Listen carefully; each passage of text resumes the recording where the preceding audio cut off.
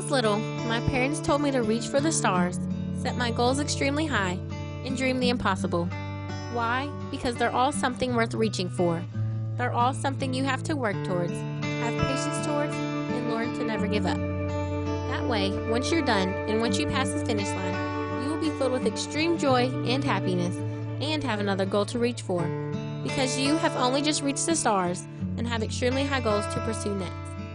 This is one of the greatest lessons my parents have ever taught me, because it instilled in me my very productive work ethic and made me believe that I can do anything I set my mind to. This taught me that any dream or goal is worth attempting. No dream is ever too small or too big. They all just need to be conquered. Just as Randy Poss said it, we should always go for our childhood dreams, and we should never lose our childlike wonder. That is why I have decided to pursue my childhood dream of being a University of Louisville cheerleader.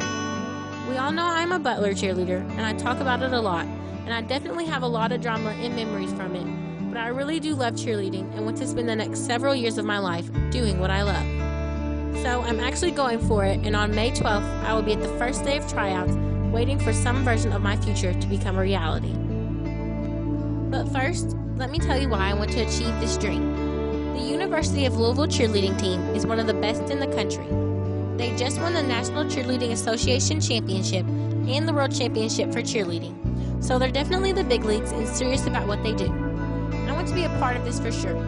I want to one day be on that podium crying and have my makeup completely smeared because we just won a title.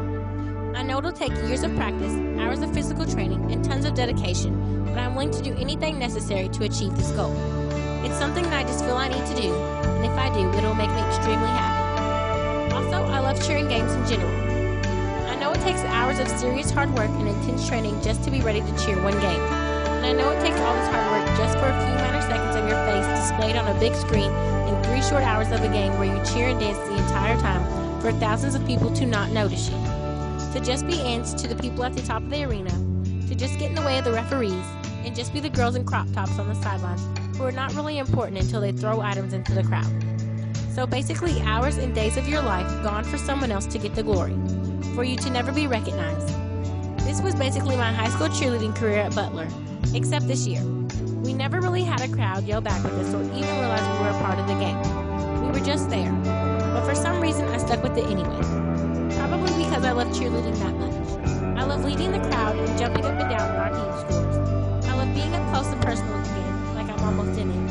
And I love the memories I make with my friends on the team. My dream is not for those other people who think we're irrelevant. It's for me.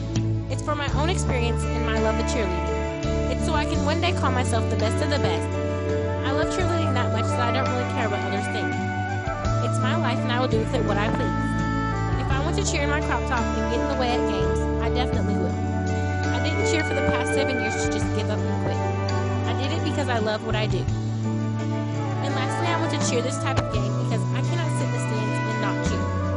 Watching games cannot compare to cheering, especially the big ones. We all know our girls basketball team just won state and a ton of students went down to the BB&T Arena on the first day. This was probably the biggest student section Butler has ever had when we cheered a game. This game was by far one of the best I've ever cheered. Just leading the crowd and actually hearing people yell back with me was an incredible feeling. It was like I was in total control and actually super fun. Also the next day, when our girls played E-Town, it was the best game I had ever saw in my entire life. It was so intense and had major energy from tip-off, and the winning shot was just the best play ever. It was something out of a movie, and just incredible. Just watching the clock go down to 5 seconds and then seeing a ball randomly fly up into the air, not knowing where it was going, and feeling like as if time had stopped. And then suddenly, as if magic, the ball goes right through the hoop, nothing but net. Oh my gosh, it was the best feeling ever. And I didn't even play the game. All I remember was jumping and screaming and yelling and running and hugging and crying, and it was really just a mess on the floor and a mix of emotions, but it was one of the best feelings I ever had. And it's crazy to think that if I didn't cheer, I would miss out on all these moments and I would never have been in that position. I would have missed out on basically some of the best memories of my life. I don't want that in college. I want to try every new experience and be there for every buzzer beater or intense game. I want to experience it all. So that's why I want to cheer.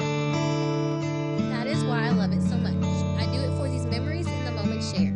Not only do I have a great time cheering the game and having fun, I also get to have new experiences and travel with the team and while making long-term friends.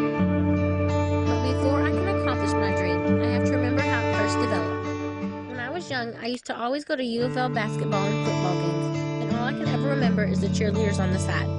I never remember any games I saw or any really great plays. I just remember wanting to be like those giants on the sideline, jumping up and down and flying high through the sky. I just thought they were absolutely beautiful and the coolest thing I ever saw because they were like Superman. They were defying gravity. But one moment in particular I remember most. We went to a U of L football game and had gotten lucky with the seats, or maybe my mom had planned the perfect surprise. So we got to sit really low and close to the field. I think we were only a couple rows up. But to make it even better, we were right in front of the cheerleaders. The entire game, I was mesmerized by how many stunts and flips I saw. One after another, they flew up and came down and twisted and turned while standing on one leg. They jumped and danced to every song, and my eyes were blinded by their shiny palms that sparkled with every motion. I screamed along with every cheer they called, even though I didn't know the words, and I ended up watching them more than I watched the game. I even got one of the shirts they threw into the crowd. It was the perfect game, even though I had no idea what happened. But this game set the stage for my love of cheerleading, which I started a couple years later. And from the moment I began, I loved it. I loved everything about it. I loved flipping, which I'm really good at. I love jumping because people think I jump 6 feet high, and I really like leading the crowd. It became my favorite hobby in the center of my entire life. So I've stuck with it now for 7 years and plan on continuing my love for this sport well into my future. Without the support of my parents, I would have never been able to cheer so far into my life. Cheerleading is not a cheap sport, and they had to pay for 2 girls in it. So often they had to work late hours, fundraise thousands of dollars, drive my sister and I all around town, and put up with all of our cheer drama. They also had to push us to do better and encourage us to make good grades. They picked us up when we lost a competition and taught us to be humble when we won. They were supportive when we hit that time of the year when everybody wants to quit, and they stayed up with me all night encouraging me to still make my straight A's when I was burnt out on schoolwork. They taught me to be organized and showed me how to work for what I want. They were the ultimate support system, and I truly thank them for that, because I would be nowhere without them. This brings me to my next lesson learned of always show gratitude. My parents are in no way obligated to buy me things or pay for cheerleading, or even put up with my attitude most days. But they do. They still love me, and they still get me most things that I want or need. So after reading the last lecture, it is a reminder to me to always say thank you to them and to thank them for all the things they have done for me. I need to thank them more for all the luxuries they give me in life. They work hard for me, and I should do the same for them. And I definitely should always say thank you.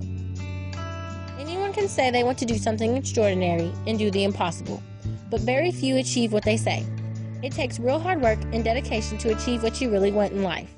There are obstacles, setbacks, and moments you want to quit, but if you stick it through, the success of achieving your goal is well worth it. Because then you can say you did it. You can say, I did the impossible. There are many things that will make your life better and more interesting, but there are only so many impossible goals that you can conquer. You can either keep doing things the routine way and keep enjoying what you normally do, or you can learn something new and change your entire world. Because no matter what, someone is achieving goals.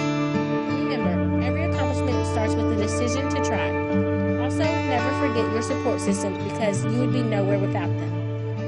Remember to just thank them for all they have done and remind them you care as much about them as they do about you. Pay them respect and show them you truly love them by saying thank you and achieving your impossible goals.